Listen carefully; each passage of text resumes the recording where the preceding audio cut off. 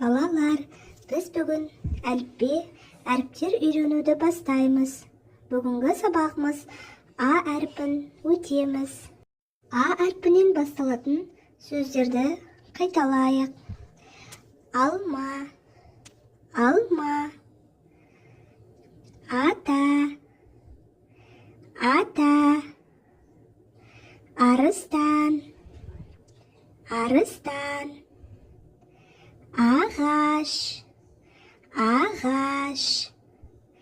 Асқабақ, асқабақ. Ананас, ананас. Айна, айна. Алмұрт, алмұрт. Ат, ат.